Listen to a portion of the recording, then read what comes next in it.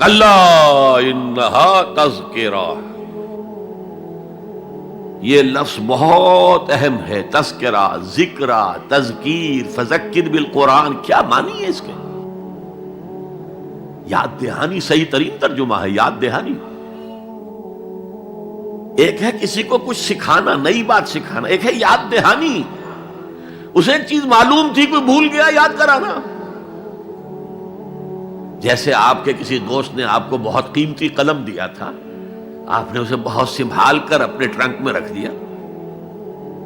اب سال ہا سال ہو گئے، نہ دوست سے ملاقات، نہ وہ یاد. اچانک آپ نے کسی روز ٹرنک کھولا اور وہ قلم آ گیا، تو آپ کو دوست یاد آ جائے گا کہ نہیں؟ اسی لیے قرآن آفاق و انفس کے لیے آیات کہتا ہے. ہم اپنی آیات دکھائیں گے تمہیں، نشانی جس کو دیکھ کر تم ہمیں پہچانو گے. اور تذکرہ کا مطلب کیا ہے؟ پوٹینشلی ایمان ہر انسان کے دل میں موجود ہے. یہ جو روح جو ہمارے قلب کی مسکن نکین ہے، اس میں اللہ کی معرفت بھی ہے، اللہ کی محبت بھی ہے. البتہ ذہول کے پردے پڑ گئے ہیں، بھول اور نسیان طاری ہو گیا ہے. ہم دنیا ہی کے اندر گم ہو کر رہ گئے ہیں. ہماری ساری دلچسپیاں دنیا سے ہیں، لہذا ہماری توجہ ہی نہیں ہے. ورنہ ہر انسان کے دل میں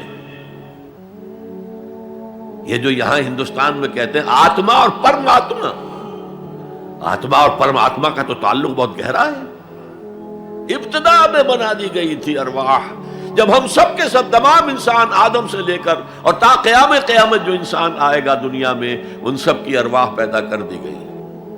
اور پوچھا گیا الستو بربکم قالوا بلا، یاد ہے؟ لہذا یہ تذکرہ ہے، یہ یاد دہانی ہے، تمہارے اندر موجود ہے. اللہ کی معرفت بھی موجود ہے، اللہ کی محبت بھی موجود ہے.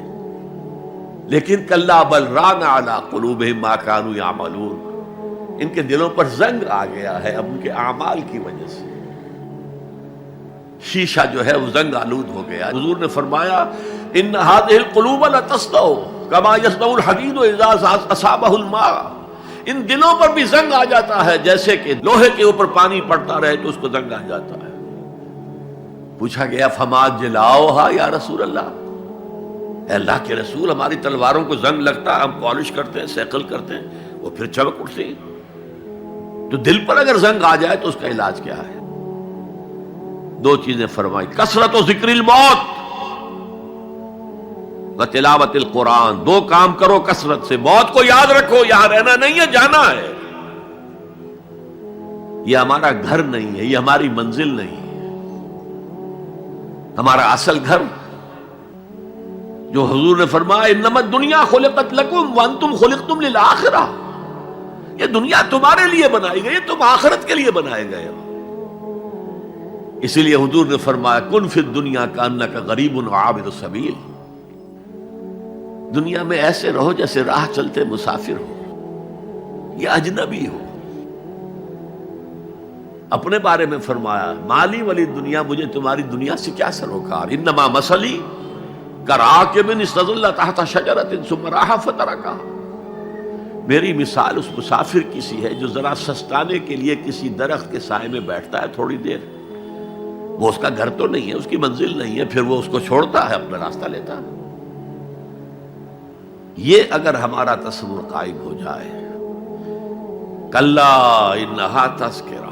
اب اس کے بعد جو الفاظ آئے فی صحف مکرمۃ مرفوعۃ مطہرۃ بایدی سفرۃ کرام بررہ،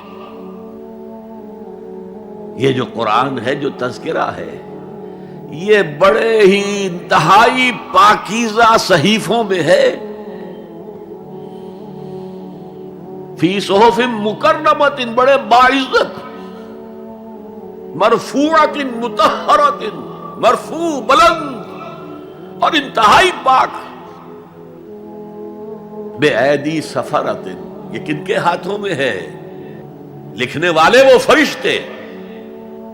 بے ایدی سفرۃ کرام بررہ، جو نہایت باعزت ہے، بہت وفادار ہے اللہ کے. یعنی اصل قرآن کہاں ہے؟ لوح محفوظ میں ہے. اصل قرآن کہاں ہے؟ ابھی اگلی جو پڑھیں گے ہم، کتاب مکنون، چھپی ہوئی کتاب کے اندر ہے. اصل قرآن کہاں ہے؟ وَإِنَّهَا لَفِي أُمِّ الْكِتَابِ لَدَيْنَا لَعَلِيٌّ عَظِيمٌ. یہ تو